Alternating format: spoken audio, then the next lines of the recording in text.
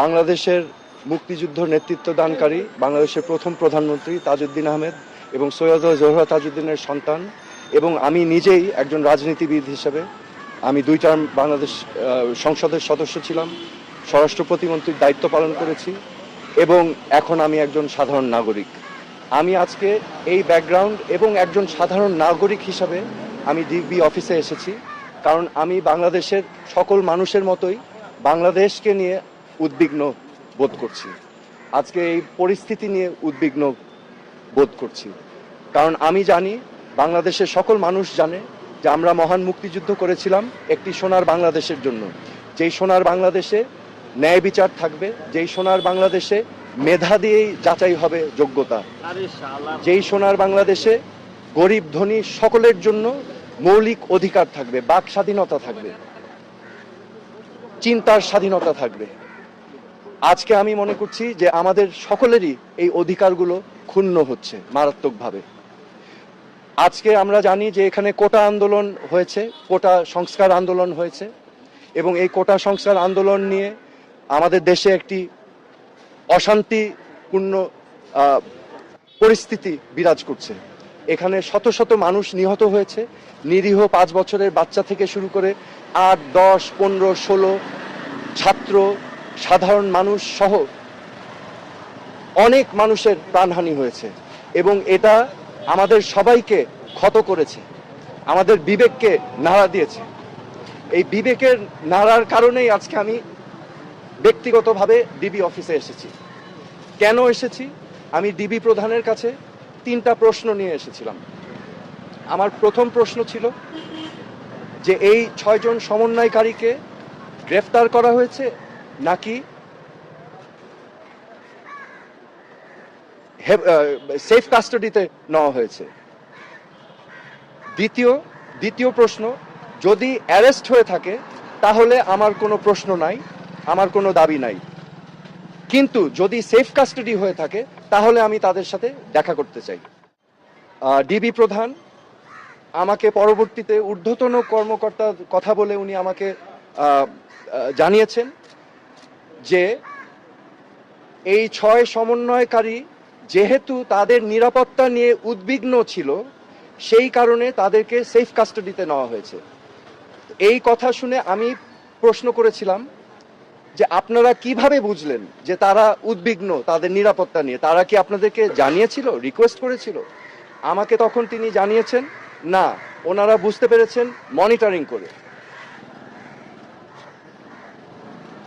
So যেহেতু তারা safe কাস্টাডিতে, আমি তখন রিকোয়েস্ট করলাম আমি তাদের সাথে দেখা করতে চাই।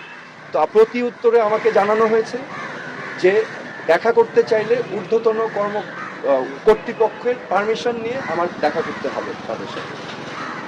আমার তৃতীয় প্রশ্ন ছিল তাদেরকে কখন সেফ কাস্টাডি থেকে মুক্তি দেওয়া হবে।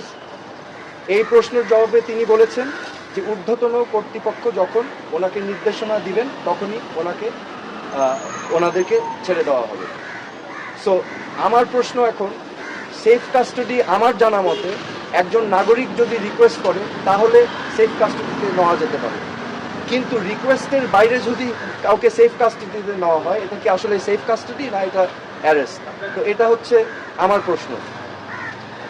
এখানে আমি আপনাদের সম্মুখে স্পষ্টভাবে বলতে চাই, এই ছাত্র আন্দোলন, কোটা সংস্কার আন্দোলন নিয়ে যে সকল ক্ষয়ক্ষতি হয়েছে, ক্ষয়ক্ষতি কিছুই না।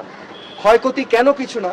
এই ক্ষয়ক্ষতি যে সম্পদের ধ্বংস হয়েছে সেগুলো তো জনগণের সম্পদ, ট্যাক্স দিয়েই করা হয়েছে, এগুলো জনগণের সম্পদ, এগুলো হয়তো ভবিষ্যতে আমরাই আবার গড়ে নিব, কিন্তু একটি প্রাণ যেটা আমরা হারিয়েছি, একটি প্রাণও কি আমরা ফেরত পাবো? এই প্রাণ কি ফিরে আসবে? আমাদের মনে রাখতে হবে মুখ্য জিনিসটা কি, প্রাণের মূল্য কিন্তু কোটি কোটি কোটি কোটি কোটি টাকার থেকেও অনেক বেশি, তা অমূল্য। তা আমার আজকে আপনাদের সামনে আমি স্পষ্টভাবে বলতে চাই আইন শৃঙ্খলা রক্ষাকারী বাহিনীদের, আমাদের সেনাবাহিনীদের, যে আমাদের ছাত্রছাত্রী ভাই বোনদের বুকে যেন আরেকটা গুলি না যায়। আপনারা বিরত থাকুন, এটা ঠিক না, দিস ইজ নট রাইট। আমার মনে হয় যে এখানে একটা সমূহ সমাধান প্রয়োজন এবং সমাধানের প্রথম কাজ যেটা করতে হবে, প্রতিটি হত্যাকাণ্ড সুনির্দিষ্টভাবে ইন্ডিপেন্ডেন্ট এনকোয়ারি করে বিচার করতে হবে এবং এগুলোর জন্য যারা যারা দায়ী তাদেরকে আইনের আওতায় আনতে হবে। বিচার বহির্ভূত কোনো হত্যাকাণ্ড করা যাবে না এবং আমাদের এই সমাধান রাজনৈতিকভাবে করতে হবে। এই সমাধান সবাইকে নিয়ে আলোচনার মাধ্যমে করতে হবে। এই সমাধান করার জন্য প্রথম শর্ত আমি যেটা বললাম যে বিচার করতে হবে। এই প্রাণহানির প্রত্যেকটা প্রাণহানির বিচার করতে হবে এবং যারা এটার জন্য দায়ী তাদেরকে আইনের আওতায় আনতে হবে। তারপরে আলোচনার মাধ্যমে সমাধান দিতে হবে। আমি তীব্র নিন্দা জানাই এবং প্রতিবাদ জানাই। শিক্ষার্থী ভাই বোনদেরকে গ্রেফতার করা থেকে বিরত থাকার জন্য আমি আহ্বান করছি। শিক্ষার্থীদের জন্য আমার মেসেজ আছে, আমাদের ভবিষ্যৎ স্বপ্ন যেন বিনষ্ট না হয়। আমাদের বাংলাদেশ আমরা লক্ষ লক্ষ শহীদের রক্তের বিনিময়ে আমরা অর্জন করেছি। এই দেশটা তোমাদের, এই দেশটাকে তোমাদেরই করতে হবে। This is your responsibility, do not lose hope. Okay, এবং সামনের দিক ভালো দিন আসবে, কিন্তু এখন কষ্ট করতে হবে, হোপ আশা ছাড়া যাবে না। এই দেশটা তোমাদের সম্পদ, তোমাদেরই করতে হবে। তোমরা ন্যায় পথে থাকবে, সত্যর পথে থাকবে, অন্যায়ের বিরুদ্ধে প্রতিবাদ করবে। That is my message. আমার কোনো পদক্ষেপ কর্মসূচি নাই, আমি আমার বিবেকের তাড়নায় এসেছি।